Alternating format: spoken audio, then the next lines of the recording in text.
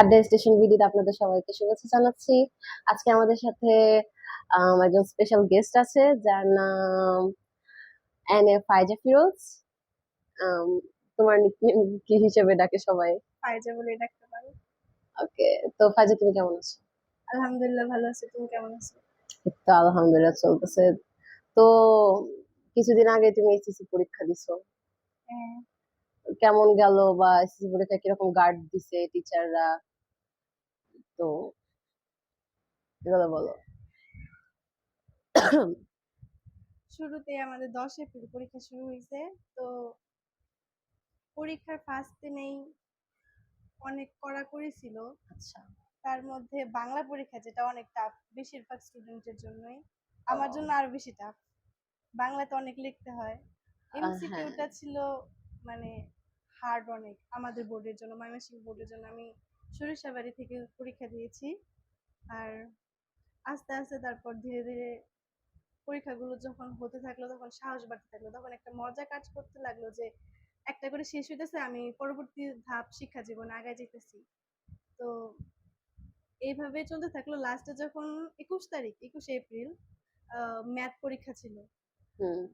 Easy ছিল question, কিন্তু time অনেক কম পাইছি। বেশিরভাগ স্টুডেন্টেরই সেম সমস্যা। এটাতেই আমার সবচেয়ে বেশি ভয় যে এই কয়েকদিন পরে রেজাল্ট বেরোবে, কি আসবে রেজাল্ট, এটাতে যদি আমার একটু কনফিউশন আছে যে রেজাল্টে যে 18+ আসবে কিনা। হুম। আর প্র্যাকটিক্যাল গুলো ভালো হয়ে গেছে এভাবে।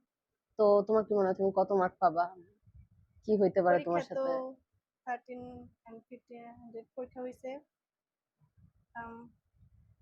1100+ পাওয়ার আশা। আচ্ছা, মাশাআল্লাহ, ভালো একটা নম্বর এটা। সো তোমার এমনি লাইফে ফ্রি টাইমে কি করো? ফ্রি টাইম, আমি যা ফ্রি টাইম পাই ওই সোশ্যাল মিডিয়াতে স্ক্রলিং করতে যাই। জেনজি যুগের হ্যাঁ, মোস্ট পপুলার জিনিস স্ক্রোলিং। আচ্ছা, স্ক্রোলিং করতে করতে কোনো কিছু শিখছো কখনো? লাইক হ্যাঁ, একটা অনেক ট্যালেন্ট? জেনারেল নলেজ বিষয় পাওয়া যায়, জানা যায়। কি কি বিষয় হইতে পারে সেটা যদি? এটা তো নির্দিষ্ট না, কিন্তু দৈনন্দিন জীবনে আমরা অনেক কিছু মানে ড্রেসিং স্টাইল, তারপরে ওকে। এই যে এখনকার মানুষ বা বেশিরভাগ ইয়ংরাই স্কিন কেয়ারের প্রতি অবসেসড হইতাছে। হ্যাঁ, সিরিয়াসলি। তারপরে বিভিন্ন গ্যাজেট সম্পর্কে জানতে পারতেছি। বিভিন্ন কোম্পানি যখন একটা প্রোডাক্ট লঞ্চ করে, ওগুলো অ্যাডভার্টাইজ দেখে অনেক কিছু শেখা যায় যে আমার এই মোবাইলে এই ফাংশন গুলা এখন নতুন অ্যাড হইতেছে, একটু জানা যায়। না কিনলাম না ইউজ করলাম, কিন্তু জানা তো যায়। হ্যাঁ, এগুলাই। আর যা নিউজ হয় ওগুলা সম্পর্কে জানতে পারি। তোমার গান বাজনা কেমন লাগে? সত্যিকারে আমি গান বান্ধা পছন্দ করি না। আচ্ছা, ঠিক আছে। গান বাজনা তাহলে তোমার কি ভালো লাগে শুনি, এমনি? কিন্তু বলতে বা ওটা পারফর্ম করতে পারি না। পারফর্ম মানে এমনি কখনো করছো, পারফর্ম করছো? না। বিয়েতে, সামহাউ কোন একটা জায়গায়? হ্যাঁ, হ্যাঁ, মনে পড়ছে।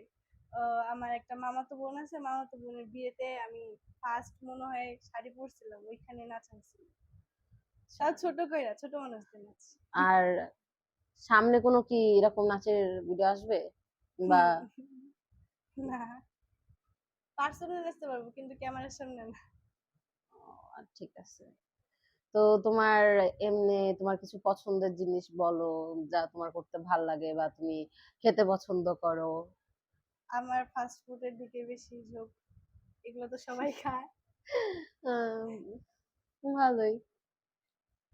তো তো তোমার ফিউচার প্ল্যানিং কি? এত গ্যাজেট আসতেছে ফিউচারে, বা তোমার এসএসসি যে রেজাল্ট রেজাল্ট। বেরোবে, তো তোমার কি কোনো ইচ্ছা আছে যে এরকম গ্যাজেট হ্যাঁ, বানাবা নিজে কোনো কিছু? আমি আগে ওই দিকে যাব না, আগে তো অ্যাডমিশন, আগে শিক্ষা জীবনটাকে আগাই নিতে হবে। তো এই যে 13 তারিখের পর থেকে যে কোনো তারিখে রেজাল্ট দিয়ে দিবে। তো আচ্ছা। রেজাল্টের পরে পরে যদি আল্লাহর রহমতে যদি A+ আসে, তো হুম। আমি হলি ক্রস অ্যাডমিশন টেস্ট দিব। আর ওইটাতে না হলে কোনো দুঃখ নাই, ঠিক আছে। তো আমি একটা কলেজে অ্যাডমিশন নিয়ে ওইখানে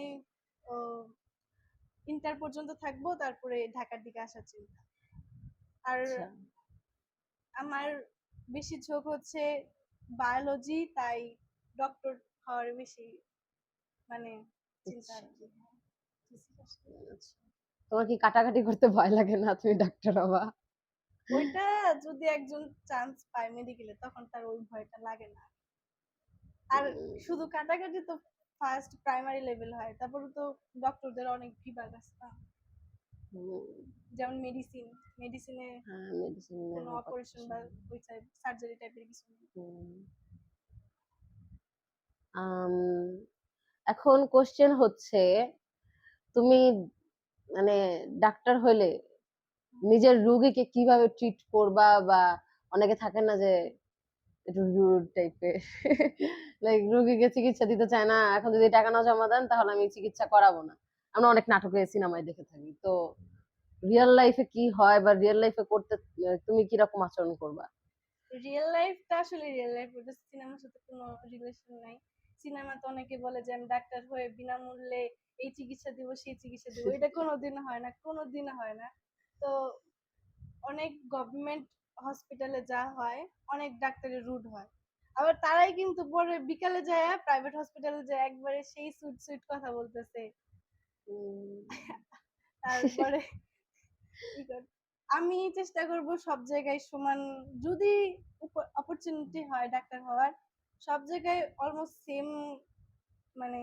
আচরণ হ্যাঁ, দেখানোর ইচ্ছা।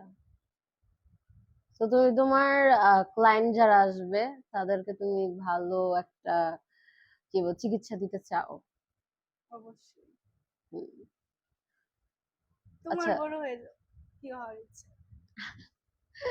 আমার আমার এরকম ভাবে লাইক ইচ্ছা নাই এরকম কিছু, বাট সত্যি কথা বলতে গেলে আমার ড্রেস ডিজাইনিং খুব ভাল লাগে নিজের। Fashion design.